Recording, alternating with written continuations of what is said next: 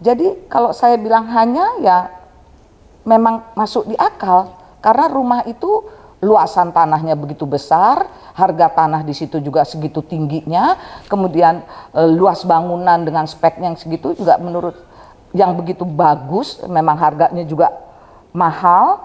Menurut saya kalau orang yang punya uang untuk 120 miliar ini memang pantas untuk saya jual seharga segitu gitu loh.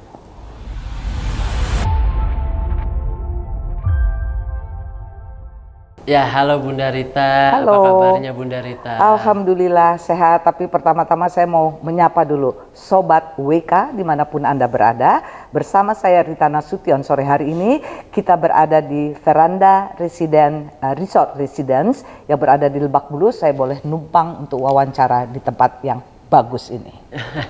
Oke, Bunda, mungkin langsung aja gitu ke poin utamanya. Bunda kan lagi viral banget nih di media sosial, di pemberitaan, dengan ucapan Bunda yang maksudnya lagi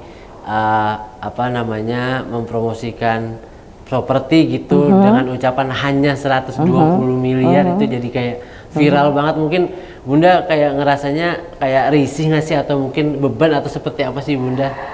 Enggak, karena awalnya memang waktu saya bikin konten selalu dengan openingnya adalah hanya dengan 25 miliar rupiah saja Anda sudah bisa memiliki rumah sebegah ini. Jadi itu sudah menjadi trademark atau ciri khas saya. Oh, oke. Gitu. Tapi kalau kita bikin biasa-biasa aja mungkin juga saya nggak punya ciri gitu mungkin ya. Jadi saya coba itu dan ternyata ya banyak yang nonton. Ada yang nggak suka, ada yang suka, tapi ya itulah hak daripada mereka gitu loh. Tapi itu awalnya tidak ada maksud apapun, keluar begitu aja sih, nggak ada konsep yang memang dirancang sedemikian rupa. Tapi sampai saat ini jadi itu menjadi ciri khas saya hanya dengan gitu. Tapi Bunda Rita, maaf gitu sebelumnya, dengan ucapan ini kan ucapannya hanya gitu kan, hanya itu kan kayak jadinya jatuhnya publik menganggapnya ini kayak sebuah konotasi yang bisa negatif bisa positif juga gitu. Tapi banyak nggak sih Bunda yang diterima negatifnya gitu? Kayak misalkan banyak kayak hujatan kayak hanya 120 hanya 120 gitu, seperti apa Bunda? Bagaimanapun pertama-tama saya akan mengucapkan banyak-banyak terima kasih kepada para viewers yang sudah komen, baik itu positif maupun tidak positif, maksudnya ada yang pro dan kontra, dan juga kepada para follower saya. Tanpa kalian saya bukan apa-apa di sini ya. Tidak ada maksud apapun untuk saya mengucapkan hanya dengan atau seperti melecehkan kalian yang tidak mampu, karena saya sendiri pun nggak mampu untuk bisa membeli rumah 120 miliar rupiah saja.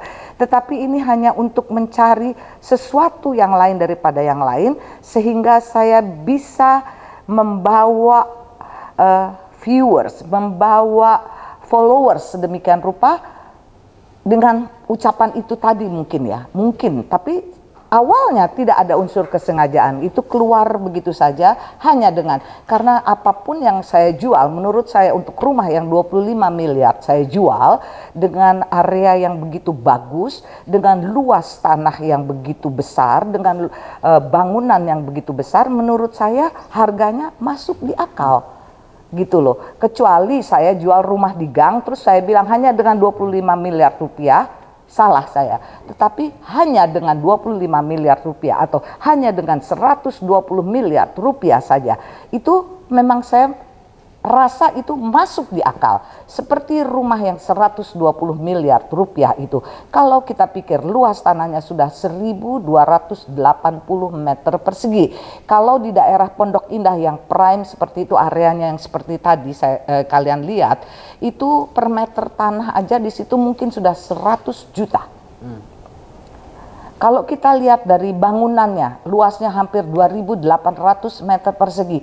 Kalau saya lihat kita membangun rumah dengan spek yang seperti itu, mungkin per meternya kita akan dihargai 30 sampai 40 juta rupiah per meter.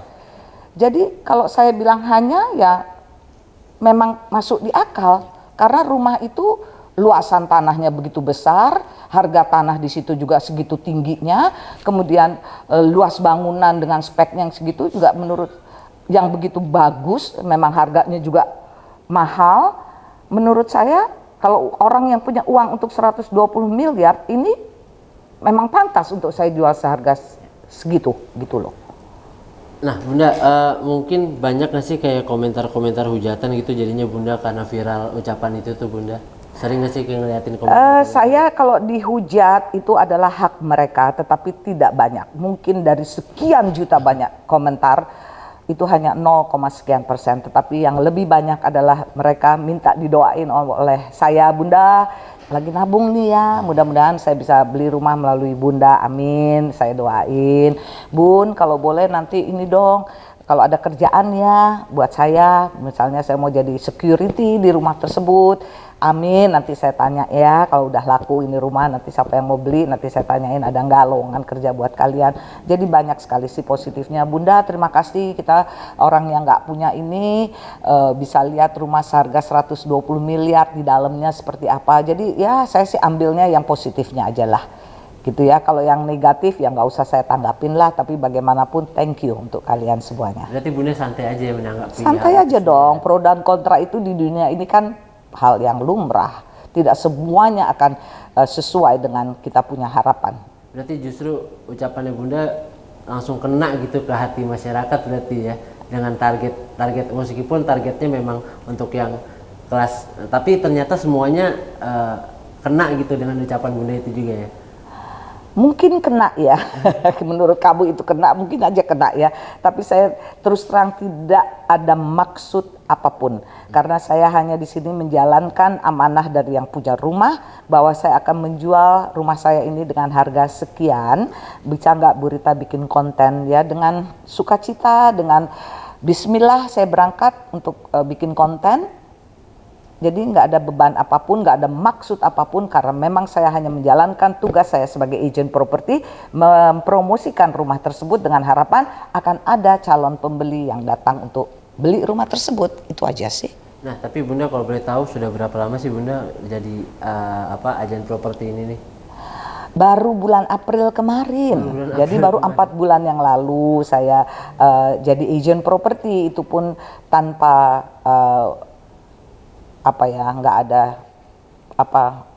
bukan punya cita-cita atau apa, tapi ada tawaran dari Ibu Lisa Kuncoro dari Xavier Max Home.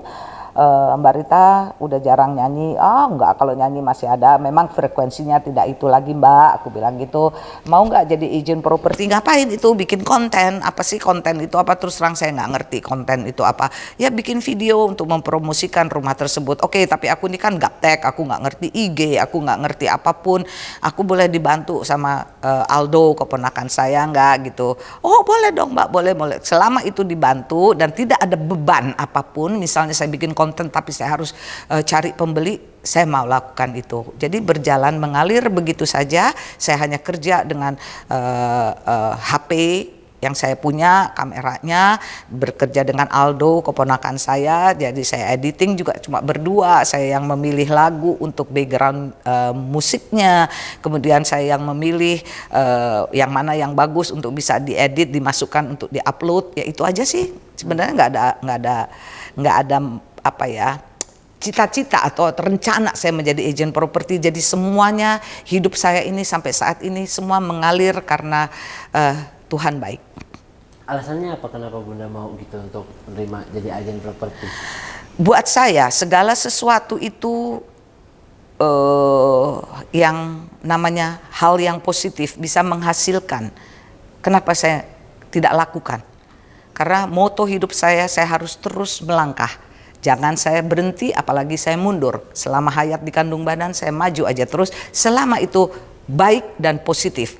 Karena ini tidak mengganggu aktivitas saya sebagai istri, tidak mengganggu aktivitas saya sebagai seorang ibu, seorang nenek. Jadi karena saya bikin konten juga mungkin cuma seminggu sekali, 2 minggu 1 kali, jadi nggak ada beban. Saya juga tidak harus menjual rumah tersebut, syukur-syukur kalau laku gitu aja sih. Jadi nggak ada stres yang saya alami di menjadi agent properti ini. Berarti bukan karena, mungkin kan banyak orang juga yang menduga Bunda ke agent properti ini karena memang kesulitan masalah finansial atau apa gitu Bunda, atau mungkin seperti apa Bunda? Bukan karena itu. Alhamdulillahirabbil alamin, sampai saat ini saya hidup masih layak. Dengan rumah saya yang besar, dengan mobil saya, dengan anak-anak saya yang sudah mempunyai pekerjaan yang sangat mumpuni.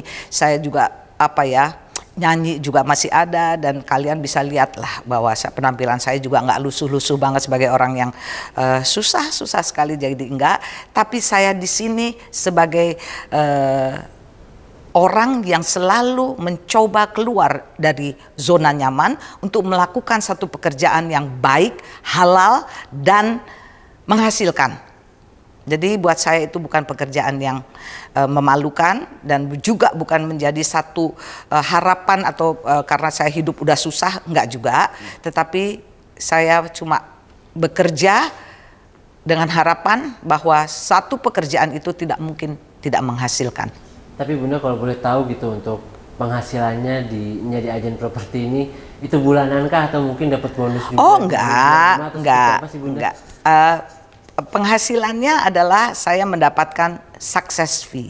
Jika saya bisa menjual properti yang saya sudah kontenkan, promosikan itu, saya mendapatkan 3%. Kemudian ada rate cardnya untuk saya bikin konten tersebut juga udah ada di situ, karena saya perlu bawa kameramen, kalau perlu dibikin pakai drone. Kemudian ada itu semuanya, saya mesti berpakaian dan lain sebagainya, tentunya ada rate cardnya lagi untuk saya bikin konten. Itu aja. Kalau bicara success fee 3%. Berarti Bunda kalau boleh tahu rate cardnya itu per konten, berarti penghasilan yang didapatkan sama Bunda selain bonus gitu. Kalau di bonus kita nggak bicarakan dulu. Berarti per konten berarti bayarannya? Iya, per konten.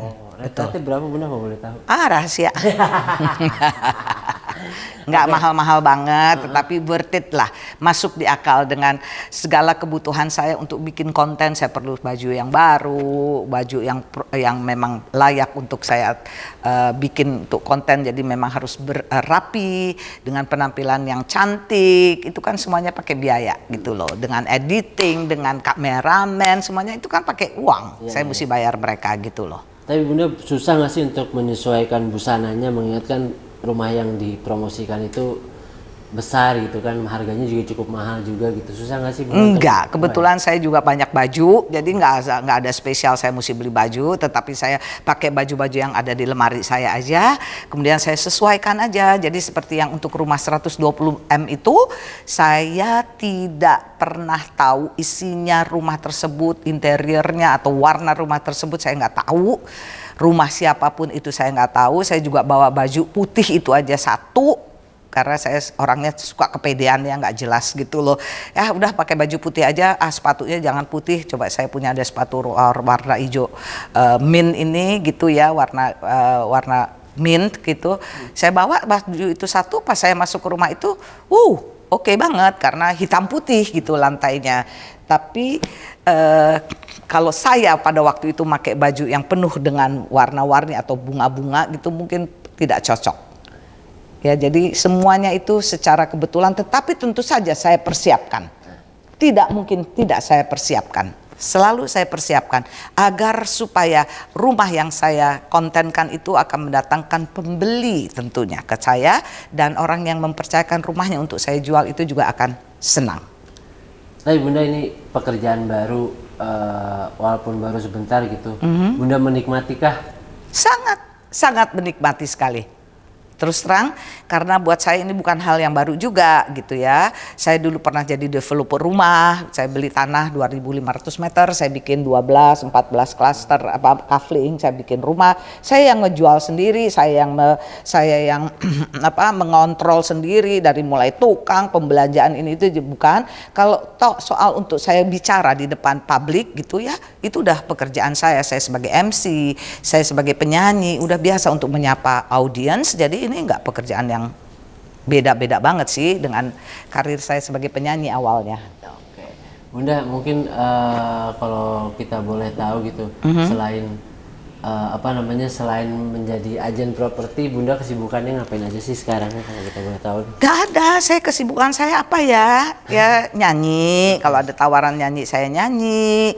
Ya di rumah saya kadangan kalau Jumat sampai Minggu saya kedatangan cucu-cucu, nginep sama cucu-cucu, apa aja gitu ya, main, bawa mereka ke mall, kemana. Jadi udah nggak terlalu banyak kegiatan saya. Oh berarti, tapi job nyanyi untuk MC juga masih ada aja ya? Ada, alhamdulillah. Kalau memang itu rezeki, saya pasti akan ada punya job. Tapi masih ada, alhamdulillah. Berarti maksudnya kayak Bunda sekarang udah menikmati kesuksesannya aja ya di masa tua ini, udah menikmati hidup aja berarti ya? Iya, sekarang ini saya mau bekerja, tetapi yang tidak menguras energi tenaga, kemudian membuat saya stres. Saya nggak mau, makanya saya berhenti menjadi developer karena saya stres sekali pada waktu itu dengan segala macam perizinan. Saya mesti hitung berapa semen, berapa paku, berapa tukang yang saya mesti bayar. Itu saya stop sejak 2012 saya sudah stop. Itu 10 tahun tempat saya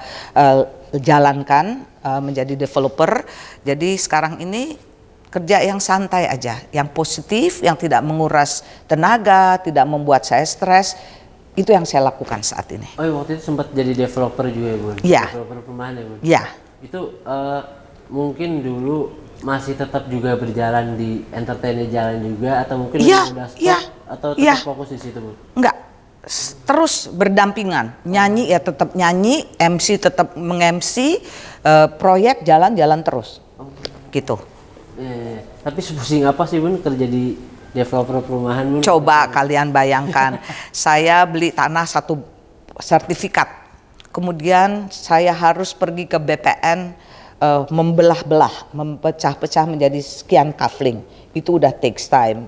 Tahu sendiri kalau kita berurusan dengan satu instansi kan nggak semudah itu, ribet sekali. Belum saya harus berurusan dengan tukang, belum saya berurusan dengan toko bangunan, belum saya berurusan dengan cara saya menjual. Saya harus menjual karena saya nggak punya marketing staff untuk jualan. Saya sendiri yang nungguin di proyek tersebut. Saya ada orang datang, tamu saya yang showing ke mereka, saya yang tour. Ini loh Pak, rumahnya segini. Itu membuat saya stres ya, menurut saya stres pada waktu itu, terutama untuk perizinan. Bun, tapi sekarang di tengah menikmatinya kehidupan atau kesuksesan, menikmati kesuksesan di masa tuanya sekarang gitu kan, kayak masih punya ambisi lagi nggak sih Bun di dunia musik itu yang sudah membesarkan nama Bun? Saya terus terang manusia yang tidak pernah punya ambisi apapun. Saya selalu menjadi diri saya sendiri. Mau orang punya mobil seberapa banyak, bagus dan mahalnya, saya nggak peduli. Seorang mau punya tas branded berapapun, saya tidak perlu peduli. Yang penting saya adalah menjadi diri saya sendiri. Saya membeli segala sesuatu ataupun apapun yang saya perlukan sesuai dengan budget yang saya punya. Jadi itu yang membuat saya menjadi manusia yang tidak pernah punya mimpi terlalu tinggi. Tetapi saya nikmati nikmat dari Allah, rezeki dari Allah yang saya terima saat itu. Dan saya tidak pernah memimpikan untuk menjadi seseorang. Biarlah saya menjadi diri saya sendiri, dengan kemampuan saya sendiri. Saya berbuat dengan apa yang mampu saya buat. Itu aja, jadi saya nggak pernah melihat ke atas.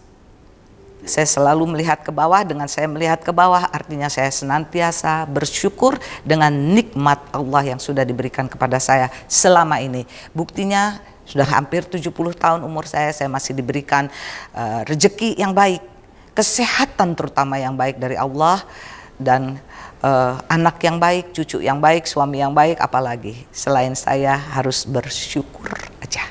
Berarti secara tidak langsung udah bisa, maksudnya di fase sekarang Bunda udah merasakan kehidupan yang bahagia berarti Bunda, dengan pekerjaan yang sesuai dengan apa yang Bunda inginkan, punya cucu, dekat dengan keluarga. Amin, amin. Tentunya Saya sangat bersyukur di usia saya seperti ini saya masih potensial, dalam arti masih bisa mendapatkan job untuk penyanyi, untuk MC. Saya masih bisa jalan-jalan, traveling, walaupun saya tidak keluar negeri, tetapi saya cukup ke Jogja dengan naik kereta api bersama suami. Sampai di Jogja teman-teman saya banyak di sana. Kita pergi ke Wonosobo, kita pergi ke Gunung Merapi, kemana, itu udah nikmat banget buat saya. Gitu loh. Siap. Makasih Bunda. Sama-sama, terima kasih kepada Veranda juga saya ucapkan banyak terima kasih. Pak Sandi sekali lagi thank you udah boleh melakukan wawancara di Veranda Resort Residence. Thank you.